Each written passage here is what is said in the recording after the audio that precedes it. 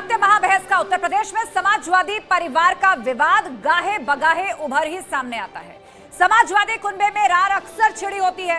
कभी किसी का दर्द उभर आता है तो कभी कोई साथ छोड़कर चला जाता है। और अब जो समाजवादी घर से बिगड़े हुए सुर सुनाई दे रहे हैं, दरअसल वो समाजवादी पार्टी के सबसे मजबूत किले आजम खान के घर से बगावत की आवाज निकली है। तो क्या समाजवादी पार्टी में सब कुछ ठीक नहीं है? क्या अखिलेश यादव के नेता प्रतिपक्ष बनने से आजम खान के ख्वाबों को झटका लग गया है? और इसीलिए संदेश देने की कोशिश की गई कि अगर समाज का साथ चाहिए तो हमारी बात करो, नहीं तो रामपुर के किले में भी समाजवाद का पिलर हिल जाएगा। इससे पहले कई और नेताओं के बागी सुर सुनाई दिए या फिर समाजवाद के साथ होते हुए भी दूसरे पाले में खड़े दिखाई दिए। इस रिपोर्ट को देखिए और उसके बाद पूछेंगे सवाल, करेंगे महाबहस। कुनबे में बगावत। हमने आपको और आपके वाले सबको 4 मुख्यमंत्री बनाया। आप दूसरा वाला नहीं कर सकते, चार साल आपको नेता प्रतिपक्ष बना देते। दरकता समाजवाद, क्या है इलाज? उन बातों के लिए आपको समय नहीं व्यर्थ करना चाहिए। मन की खटास, जुबान से निकली भड़ास। पेशा से प्रभावित रहती थी आदरणीय प्रधानमंत्री जी से, और मेरे चिंतन में हमेशा राष्ट्र सबसे पहले है। मुझे लगता है कि राष्ट्र का धर्म मेरे लिए सबसे ज्यादा जरूरी है। रामपुर का किला समाजवाद का पिलर हिला।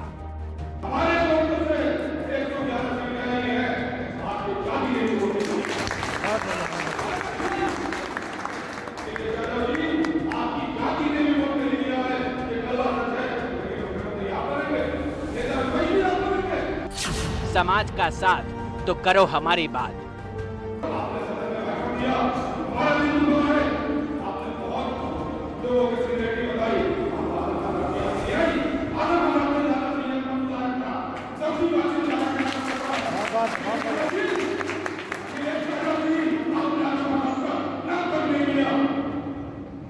न्यूज 18 का खास शो देखिए, महाबहस। और इस चर्चा में हिस्सा लेने के लिए सभी मेहमान हमारे साथ जुड़ चुके हैं। संजय चौधरी हैं, भाजपा प्रवक्ता हमारे साथ। इसके अलावा अभिषेक वाजपेयी, नेता एसपी हमारे साथ जुड़ चुके हैं।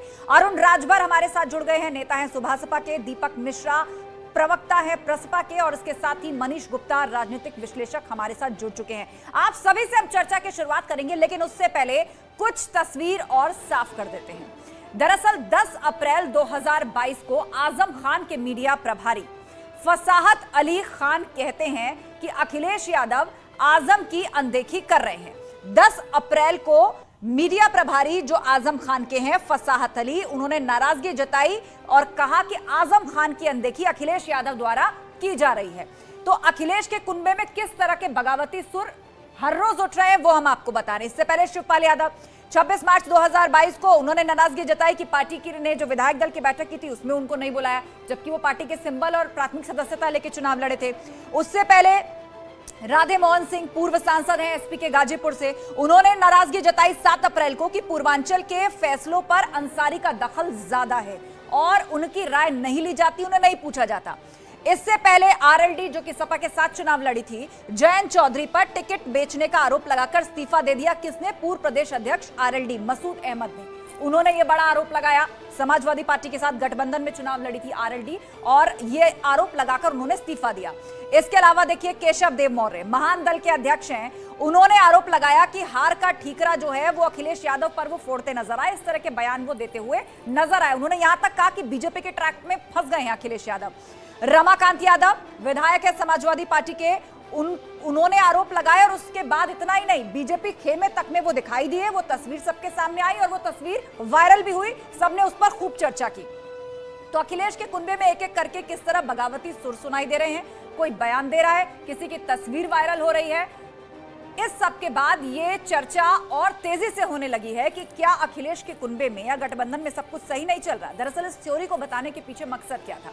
आजम खान के मीडिया प्रभारी फसाहत अली खान ने कहा कि वोट हम देते हैं, हमारी पार्टी की बदौलत उनके नेता जीतते हैं, लेकिन जब पद देने की बारी आती है तो मुख्यमंत्री बन जाते हैं और नेता प्रतिपक्ष बनाने की बारी आई तो भी अखिलेश यादव बड़ा दिल नहीं दिखा पाए। ये ऐतराज जो है वो आजम खान खेमे की तरफ से दिखाया गया और आजम खान को नेता प्रतिपक्ष नहीं बनाया गया। इशारों ही इशारों में इस पर नाराजगी जाहिर कर दी गई। इस बात में इसलिए ज्यादा जोर दिया जा रहा है क्योंकि रामपुर से आजम खान 10वीं बार विधायक बन के आए हैं और रिकॉर्ड मतों से जीत कर आए हैं। ऐसे में उम्मीद की जा रही थी कि समाजवादी पार्टी आजम खान को नेता प्रतिपक्ष की जिम्मेदारी दे सकती है, लेकिन वो ख्वाब टूट गया।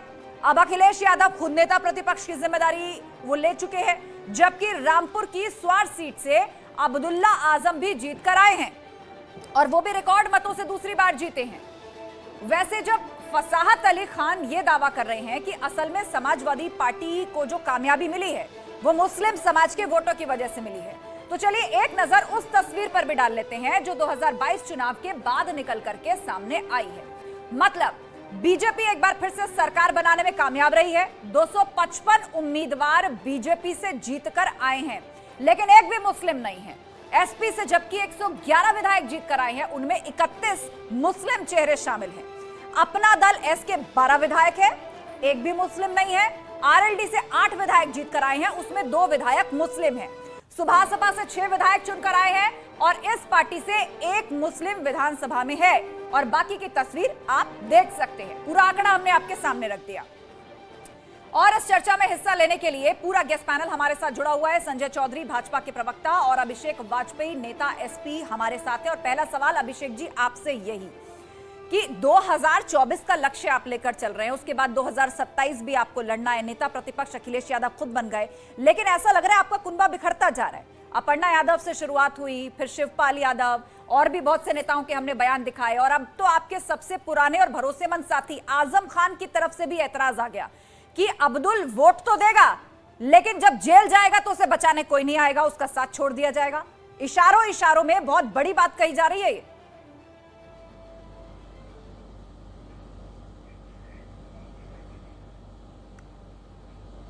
देखिए, कहीं कभी भी आदरणीय आजम खान जी के त्याग को समाजवादी पार्टी नहीं इनकार कर सकती है। उन्होंने जितना काम किया है उसको भी बाकायदा हम लोग सम्मान करते हैं, लेकिन अगर कोई व्यक्ति ये सोचे कि हम न्यायिक प्रक्रिया से ऊपर उठ करके उसके लिए कुछ करें, तो हम लोग उसके ऊपर कुछ भी नहीं कर सकते, क्योंकि हम सभी लोग न्यायिक प्रक्रिया में बंधे हुए हैं।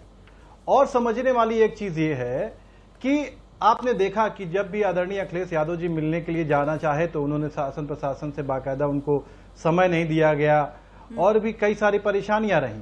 नहीं, लेकिन यहाँ अभिषेक जी नाराजगी है ना, वो नेता प्रतिपक्ष को लेकर है। उन्होंने साफ तौर पे ये कहा है कि अखिलेश यादव इतना बड़ा दिल नहीं दिखा पाए कि आपके 111 विधायक चुन करके आए हैं, उसमें 31 मुस्लिम चेहरे हैं, आपको वोट तो हमसे चाहिए, आप समाज की बात तो करते हैं, आप इसका मतलब आप हमारा इस्तेमाल करते हैं। और आजम खान की जो वरिष्ठता है पार्टी के अंदर, उनकी जो जरूरत है, एक बड़ा मुस्लिम चेहरा है, आप उसका सम्मान नहीं रख पाए, उनको उनका मुकम्मल पद नहीं दे पाए, नेता प्रतिपक्ष की भूमिका में वो आना चाह रहे थे। आरोप इस बात को लेकर लग रहा है।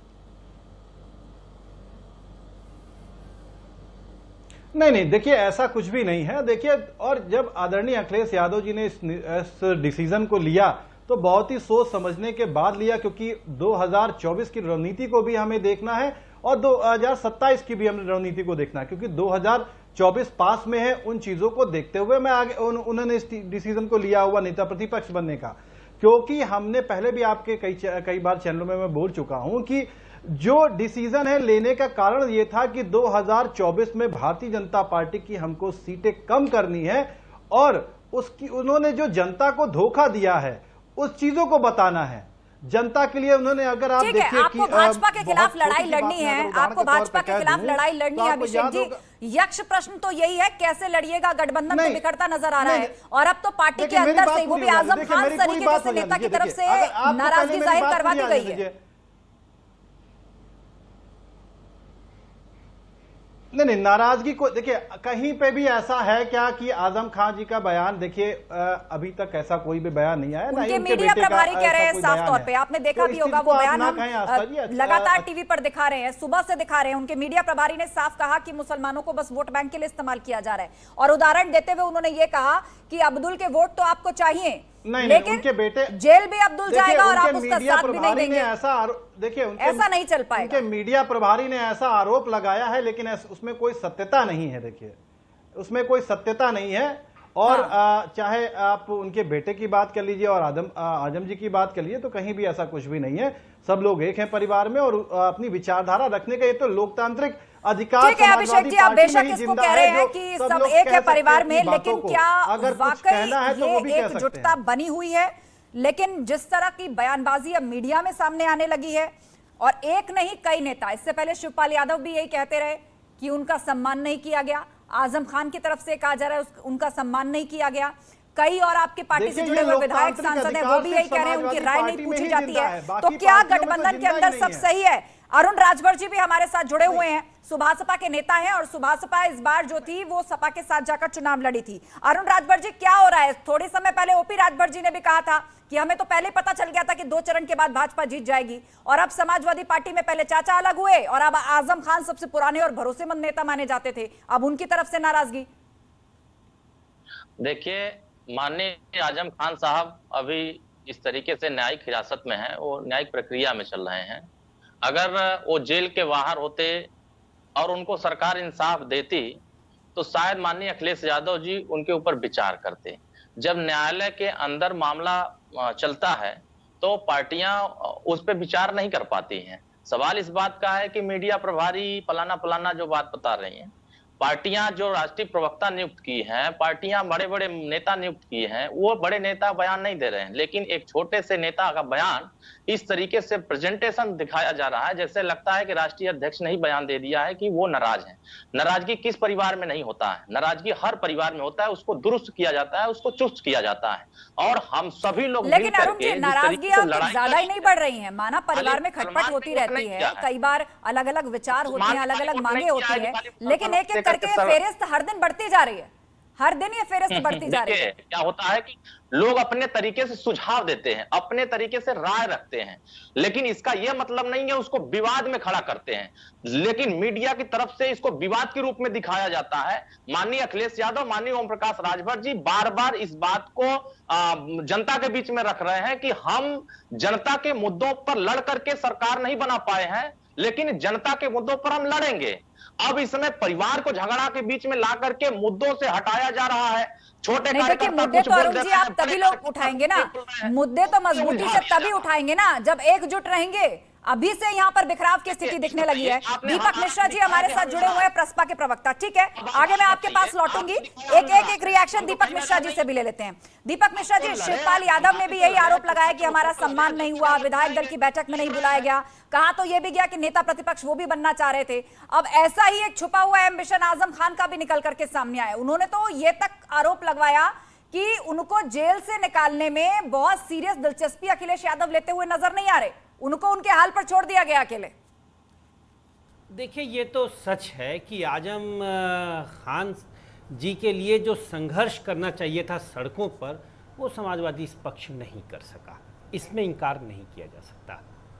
ठीक है, जो इधर हो रही हैं कार्रवाइयाँ निसंदेह जो गलत हैं, जिन्होंने ज़मीनें कब्जाई हैं, जो लुटेरे हैं, उन पे कार्रवाई होनी चाहिए, लेकिन कार्रवाई के नाम पर अगर किसी सज्जन व्यक्ति को प्रताड़ित किया जाए तो उस पर आवाज़ भी विपक्ष को उतना ही बुलंद उठाना चाहिए। और जहाँ तक नेता प्रतिपक्ष का सवाल है, 4 दिसंबर 2010 का दृश्य हम सभी ने देखा, आपने भी देखा होगा। शिवपाल जी नेता प्रतिपक्ष थे, आजम साहब दोबारा समाजवादी पार्टी में आते हैं और शिवपाल जी को उतना ही समय लगता है इस्तीफा लिखने में नेता प्रतिपक्ष पद से जितना 2 पैराग्राफ लिखने में लगता है। आजम साहब शिवपाल जी से कहते हैं कि नहीं, आप सक्षम हैं, समर्थ हैं, आपने लड़ाई अच्छे से लड़ी है, आप लड़िए, हम आपके साथ हैं। ऐसे दृश्यों से आंदोलन मजबूत होता है, विचारधारा मजबूत होती है, संघर्ष मजबूत होता है। फिलहाल कुछ तो है, 1 2 3 4 5 6 7 कुछ तो है जिसकी पर्दादारी है, और जो बार बार ये संकेत कर रहा है कि कुछ न कुछ कार्यप्रणाली में कमी है जिसे सुधारने की जरूरत है। मुझे ठीक से याद है कि एक बार यही आजम साहब नाराज हो गए थे, मैं जनेश्वर जी के पास बैठा था, जनेश्वर जी ने आजम साहब को 32 फोन मिलवाए, नहीं आया आजम साहब लाइन पर, लेकिन वो उस नाराजगी में एक अपनापन था। मैंने बाहर निकला, आजम साहब को फोन मिलाया, वो तुरंत आ गए। हमने कहा जनेश्वर जी आपसे बात करना चाहते हैं, छोटे लोहिया आपसे बात करना चाहते हैं। कहे यार उनसे बात कर लूंगा तो नाराजगी सारी खत्म हो जाएगी। यही बात आके मैंने जनेश्वर जी को बताई। जनेश्वर जी ने कहा देखो, रूठे स्वजन मनाइए जो रूठे 100 बार, मनाना पड़ेगा। नेता और कार्यकर्ता का रिश्ता प्रेमी और प्रेमिका जैसा होता है, 100 बार नाराजगी हो 100 बार मनाना पड़ेगा। लेकिन इसका यह मतलब नहीं कि वह नाराजगी होता रहे और हम सोते रहें अपने बंद कमरों में।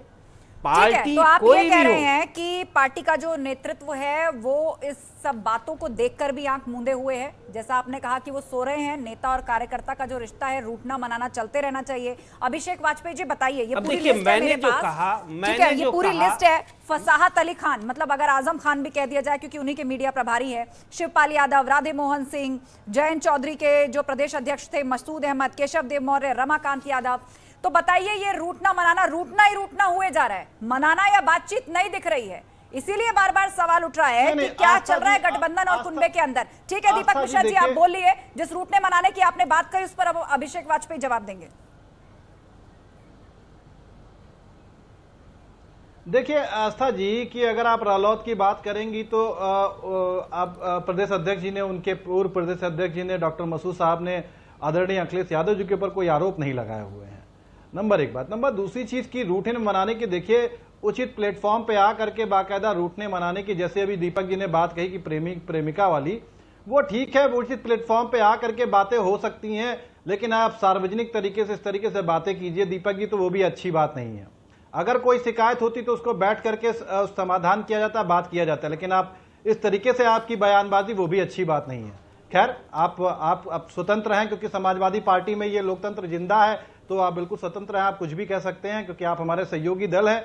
और जैसा कि अभी हमारे देखा कि आपने अरुण जी ने भी बाकायदा अपनी बातों को रखा, तो कहीं आपको लगता है कि हम लोगों में कहीं कुछ इधर उधर की बातें हैं? पहले तय तो करो भाई, हम हैं तो, क्या आपके? हम आपके हैं कौन, पहले ये तो तय कर लो। बताइए अभिषेक जी, साथ हैं भी कि नहीं है? हम तय कर चुके हैं, शायद आप तय नहीं कर पा रहे हैं। हम तय कर चुके हैं, लेकिन दीपक जी आप तय नहीं कर पा रहे हैं, मुझे लगता है। आप तय नहीं कर पा रहे, तो आप स्वतंत्र हैं कुछ भी कहने के लिए, उससे कोई वो नहीं है, ठीक है। और जैसा कि अगर बात अगर कही जाए तो उचित प्लेटफॉर्म पे आने के बाद ही आने वाली चीजें पता चल पाएंगी। और देखिए, उचित प्लेटफॉर्म बता दीजिए श्रीमान, ना ही आदरणीय उचित प्लेटफॉर्म बता दीजिए। वो प्लेटफॉर्म जो उचित है, सम्यक है, समुचित है, सार्थक है, सकारात्मक है, वो है क्या? दीपक जी, उचित प्लेटफॉर्म सुन लीजिए, उचित प्लेटफॉर्म आप है क्या, हमें बता तो दे। वो दोनों हम अपनी दर्द की अर्जी लिए कहां जाएं? तय करेंगे, ठीक है, मैंने बता तो दिया। दर्द की अर्जी लिए कहां जाएं? अरे आपको दर्द की, सुन लीजिए, वो जमीन तो बताओ, आसमान तो बताओ। शिवपाल यादव जी और आदरणीय अखिलेश यादव जी बैठ करके उन चीजों पे बात करेंगे, और उन चीजों पे आप हम ज्यादा प्रतिक्रिया करें, वो भी अच्छी चीज नहीं है। अभिषेक जी, दरअसल आप लोगों की तरफ से ये बार बार कहा तो जा रहा है कि उचित प्लेटफॉर्म पर बात होगी, सब अपने हैं, खटपट होती रहती है, बातचीत से बात बन जाएगी, लेकिन बातचीत तो होती दिखाई नहीं दे रही। आरोप ही आरोप हर दिन लगते जा रहे हैं, नाराजगी बाहर आती जा रही है। संजय चौधरी जी भी है हमारे साथ, भाजपा प्रवक्ता, बहुत देर से वो मुस्कुरा रहे हैं। घर की लड़ाई है, वो कहते हैं ना कि पड़ोसी को जो है सामने वाले की लड़ाई में बड़ा आनंद आता है, लेकिन मुख्य विपक्षी दल जिस तरह नाराजगी अपने ही घर के अंदर झेल रहा है, आपको लग रहा है कि अब 2024 और 2027 में उतनी बड़ी चुनौती अब नहीं आने जा रही आपके लिए, अगर हालात ऐसे ही रहते हैं तो? नहीं, बिल्कुल। जिस प्रकार से उत्तर प्रदेश की जनता ने जनादेश का बुलडोजर चला दिया है, उसके बाद समाजवादी पार्टी के डूबते हुए जहाज पर कोई रहना नहीं चाहता, और प्रेमी प्रेमिकाओं का संबंध ऐसा हो गया है कि एक छोटी सी 2 लाइन में कहना चाहूँगा कि तेरी इस बेवफाई पर फिदा होती है जान मेरी, खुदा जाने अगर तुझमें वफा होती तो क्या होता है। अखिलेश जी लगातार, चाहे अपने अब्बाजान मुलायम सिंह यादव जी हों, चाहे अपने अंकल अमर सिंह जी हों, चाहे अपने चाचा शिवपाल जी हों, या चचा आजम खान साहब हों, सबके प्रति जिस प्रकार का वो व्यवहार कर रहे हैं, मुझे नहीं लगता कि समाजवादी पार्टी अखिलेश यादव जी के नेतृत्व में बहुत दिन राजनीति में आगे सफल हो पाएगी।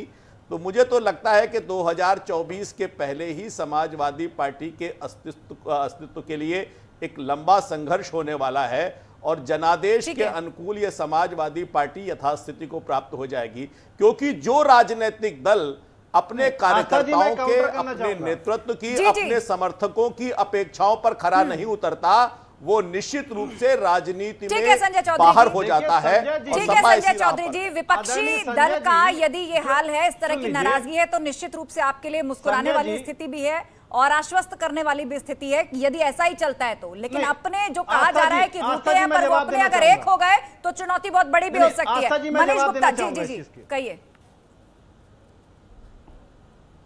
नहीं आस्था जी, मैं जवाब देना चाहूंगा। बिल्कुल आस्था जी, मैं जवाब देना चाहूंगा। बोलिए। देखिए संजय जी जो बड़ी बड़ी बातें कर रहे थे, हाँ। अगर ये लाल कृष्ण आडवाणी के लिए भी ये बात कुछ लाइनें अगर कह देते तो बड़ी अच्छी रहती। आज आप आदरणीय अखिलेश यादव जी को आप नसीहत देने की बात करते हैं, यही आदरणीय प्रधानमंत्री जी के गुरु जो मानते थे लाल कृष्ण आडवाणी जी को, उनके ऊपर भी दो लाइनें अरे मैंने कहा भैया, आप दीपक जी की बात का तो जवाब दे दो। आप उनकी बात कर रहे हैं ना, जो ओपन मंच पे बैठ करके जो अपने गुरु का प्रणाम न ले सका और उसको पीछे ढकेल दिया, ये कहीं छुपा हुआ नहीं है। आज लाल कृष्ण आडवाणी जी कहाँ पे हैं ये बताइए, जनता को बताइए, देखने वाले व्यूवर्स को बताइए कि आडवाणी जी कहाँ पे हैं। अरे आप लोग तो वो हैं जो ठीक है, आप दोनों आपस के विवाद में मत पड़िए। यहाँ बड़ा सवाल 2024 और 2027 के लिए है कि क्या विपक्ष में अभी से तकरार हो गई है, क्या विपक्ष में अभी से एकजुटता जो कि 2022 के विधानसभा चुनाव से पहले दिखी थी वो अब धीरे धीरे बिखरती जा रही है। समाजवादी पार्टी के कुनबे में आखिर हो क्या रहा है, इस पर हम चर्चा कर रहे हैं। आप सभी मेहमान हमारे साथ जुड़े रहेंगे। महाबहस जारी है, लेकिन आजम परिवार के बीच से जो बागी सुर जो है वो सुनाई दिए हैं। आइए वो एक बार फिर से सुनते हैं और समझने की कोशिश करते हैं कि असल में विवाद दरअसल है क्या। हमने आपको और आपके वाले सबको 4 बार मुख्यमंत्री बनाया, आप उतना बड़ा नहीं कर सकते, 4 साल आपको नेता विपक्ष बना देते। हमारे लोग में से 111 सीटें आई हैं, आपके जाति ने वोट दी। आपकी जाति ने भी वोट नहीं दिया है, ये गलत सच है। लेकिन मुख्यमंत्री आप बनेंगे, नेता विपक्ष भी आप बनेंगे, हमें अपने नेता विपक्ष भी नहीं बना सकते। और तो और हमारा दिन तो है, आपने बहुत लोगों की सीनियरिटी बताई, हम भारत का साथी आपने आई, भारत का साथी ज़्यादा सीनियर कम उदाहरण था, सबसे बातचीत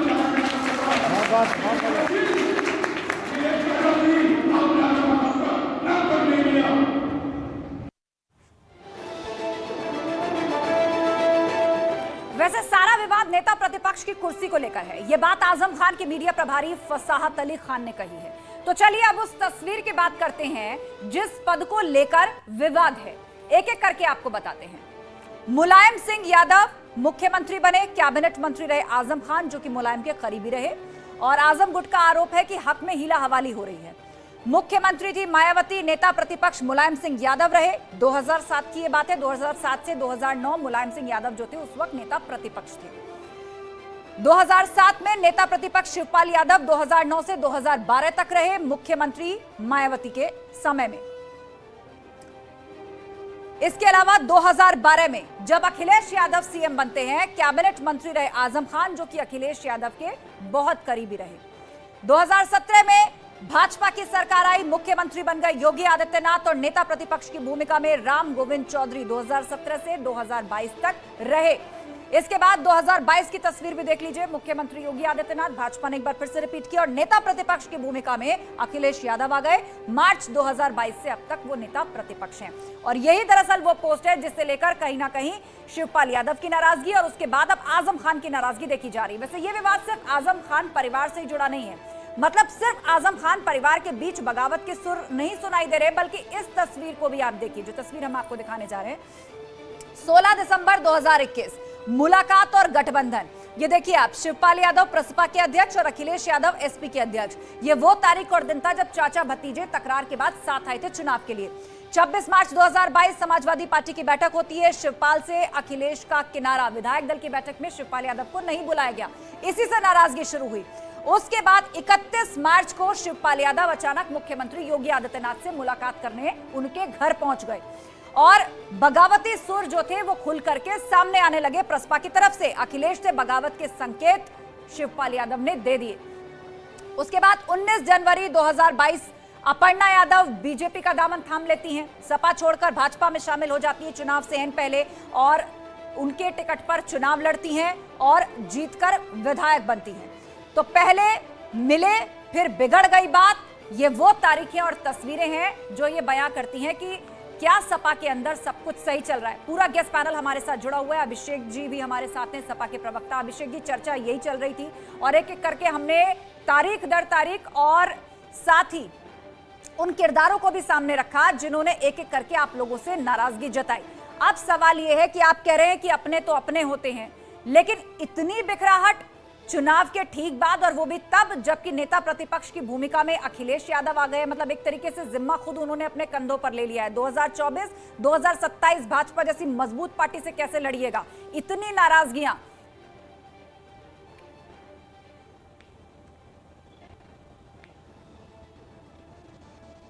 अभिषेक जी, मेरा सवाल आपसे, पे भी कोई नाराजगी नहीं है और अगर में कोई नाराजगी नहीं है और कोई भी अगर नाराजगी है तो उचित प्लेटफॉर्म पे बैठ करके सभी लोग, सहयोगी दल के सभी लोग बैठ करके अपनी कोई भी अगर नाराजगी तो उन सबको दूर कर लिया जाएगा, ऐसी कोई भी बात नहीं है। और अगर दीपक जी की अगर आप बात करेंगे तो उनके लिए तो सिर्फ इतना ही कहूंगा कि अगर वो एक सुलझे हुए व्यक्ति हैं और सब कुछ चाहने से ही अगर मिल जाए जमाने में, यह मुमकिन तो नहीं।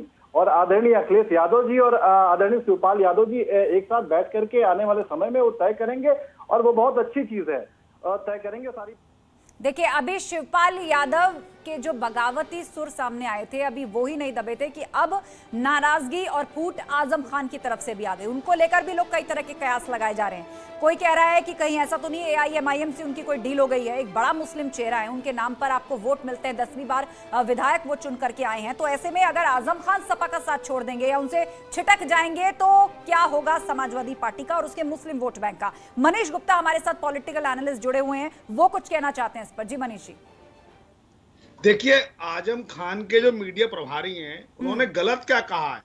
समाजवादी, प्रसपा और ये राजभर साहब ये मिलके मीठी मीठी बातें कर रहे हैं और ठीक है, लेकिन गलत क्या कहा है भाई। वोट अब्दुल लाएगा, दरी अब्दुल बिछाएगा तो पद भी अब्दुल को मिलना चाहिए।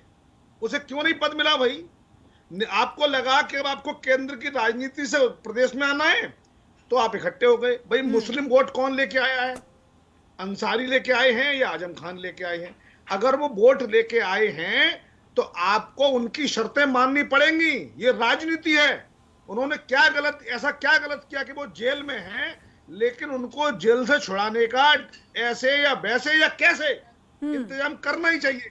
चाहे आजम खान गलत हो या सही हो, लेकिन अगर उनकी इच्छा है कि उन्हें जेल से निकालो तो अखिलेश यादव जी को आंदोलन करना ही पड़ेगा। अगर वोट मुसलमानों के चाहिए तो उनकी जायज और नाजायज मांगे माननी पड़ेंगी।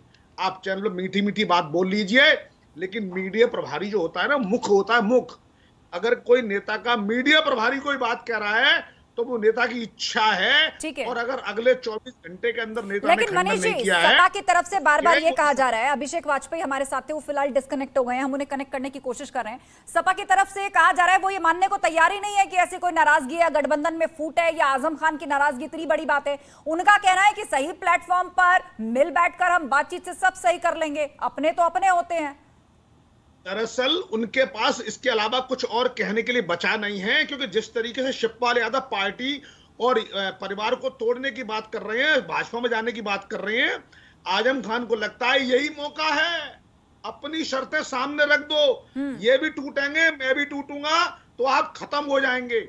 ये डर दिखा के सौदेबाजी आजम खान करना चाहते हैं और राजनीतिक रूप से इसमें कुछ गलत नहीं है। हर पार्टी के लोग, हर ग्रुप के लोग ऐसा करते हैं। तो यहाँ पर एक राजनीतिक अवसर भी आजम खान को दिख रहा है कि इस वक्त इस परिस्थिति में यदि वो अपनी मांगों को सामने रखते हैं, किसी तरह का प्रेशर क्रिएट करते हैं, तो मुमकिन है वो जेल से बाहर भी आ जाए और उन्हें पार्टी में कुछ मिल भी जाए। अरुण राजभर हमारे साथ जुड़े हुए हैं, सुभासपा के नेता। अरुण जी बताइए, आप ऐसे गठबंधन के साथ हैं फिलहाल? सुभासपा के लिए क्या माना जाए? आप तो कंफर्म है ना उनके साथ? हाँ, देखिए, सभी जो वरिष्ठ लोग बैठे हुए हैं, सब लोग एक बात कह रहे हैं कि मुसलमानों के दम पर 111 सीटें आई। उत्तर प्रदेश में 3 करोड़ के आसपास वोट मिला है। अकेले मुसलमान वोट नहीं किया है, हर वर्ग वोट किया है माननीय अखिलेश यादव, माननीय ओम प्रकाश अगर राजभर जी मुसलमान के नहीं होता तो आंदोलन आपका से। वोट और कम आ रहा होता। ये आप मुसलमानों के वोट से जीते हो और आप उन्हें क्रेडिट भी नहीं देना चाहते। ये तो बहुत ही शर्म की बात है कि जिसके वोटों से आप जीत रहे हो उनको क्रेडिट भी नहीं दे रहे हो। ठीक है मनीष जी, अरुण राजभर जी को बात पूरी करने दीजिए। अरुण राजभर बोलिए, बात पूरी करिए, बात पूरी करिए। तो जनता ने जो जनादेश दिया है, तो जनादेश का सम्मान सदन से लेकर सड़क तक करने के लिए बुनियादी मुद्दों पर, आज महंगाई पर है, 10 रुपया का आप नींबू खरीद रहे हैं, आज सरसों का तेल 150 से ऊपर 200 के करीब पहुंचने जा रहा है, डीजल पेट्रोल का रेट बढ़ने जा रहा है। अब आप महंगाई बढ़ाएं। अरुण राजभर जी, ये वो मुद्दे हैं, जो विपक्षी पार्टियां उठाती हैं, आगे भी उठाएंगी, आपका अधिकार है, आप उठाइए, लेकिन मजबूती से तो तभी उठाएंगे जब एक साथ खड़े रहेंगे। इस बात का जवाब दीजिए ना, आप है सपा के साथ, और मौजूदा स्थिति जो फिलहाल नजर आ रही है सपा और उसके गठबंधन दलों की, आपको लग रहा है कि कोई भविष्य दिख रहा है? आपको भविष्य दिख रहा है? आपको मुसलमान इस देश का संगठित। मनीष गुप्ता जी, ठीक है, आपने बात पूरी की, इनको रिएक्ट करने दीजिए। अरुण राजभर जी बोलिए। दिया है हम 2000 जी, अरुण राजभर जी बात पूरी करिए।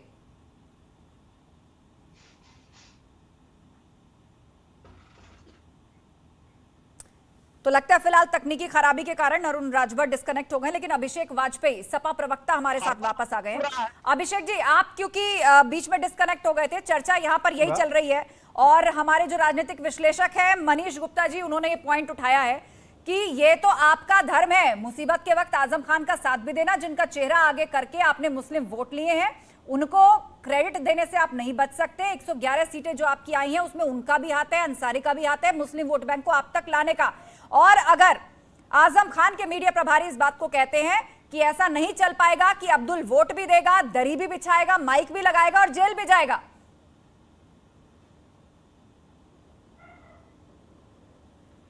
देखिए आस्था जी, पहले मनीष जी को अच्छी से पता है कि जब नेता प्रतिपक्ष बनता है तो सभी विधायक मिलकर के बाकायदा उस चीज को आगे बढ़ाते हैं, उसका नाम आगे बढ़ाते हैं। तो ऐसी कोई बात नहीं। जब आजम जी के लड़के भी आए हुए थे जिस समय उन्होंने बाकायदा इस चीज को, वो भी मीटिंग में थे, तो ऐसा कोई भी डिस्प्यूट कहीं पे नजर नहीं आया। ठीक है, और मनीष जी जैसी बात कर रहे हैं, मनीष जी हो सकता है कि शायद भारतीय जनता पार्टी के पहले से गेट खोलना चाह रहे हो, लेकिन आपके भड़काने से कोई हमारे साथी दल भड़कने वाले नहीं है। आप निश्चित रहिए मनीष जी, मैं आपको बड़ी जिम्मेदारी के साथ बात कह रहा हूँ। हमारा कोई भी ना समझ नहीं है, कार्यकर्ता से लेकर के कोई भी नेता इस चीज से बगावत करने वाला नहीं है। आप शायद हो सकता है भारतीय जनता पार्टी के खेमे से खेलना चाह रहे हो, लेकिन कभी ऐसा हो नहीं पाएगा जैसा कि आप सोच रहे हैं। मैं खेल रहा हूं, तो आपको सच नहीं बताया जा रहा। अगर मुसलमान समाज आपको वोट दे रहा है तो आपको क्रेडिट देने में तकलीफ हो रही है, उनका हिस्सा देने में तकलीफ हो रही है। बताइए अभिषेक वाजपेयी जी, आप तो मुस्लिमों का रहनुमा होने की बात करते हैं, आप अपनी बैटिंग आपका कोर वोट बैंक है, और आज आजम खान की इस तरह की नाराजगी जो उनके मीडिया प्रभारी के माध्यम से सामने आई है, अब इस पर आगे क्या विचार? देखिए हम सभी देखिए नहीं आस्था जी, हम सभी आजम खान ने क्या खंडन किया इस बात का, क्या मना किया इस बात का? अखिलेश यादव जी सभी वर्गों का प्रतिनिधित्व करते हैं, सौदेबाजी करने का एक्सपीरियंस है, लेकर के आगे बढ़ते हैं, और वो मुद्दों की बात करते हैं, मुद्दों की राजनीति करते हैं, सड़क से लेकर के सदन तक हम बात करेंगे।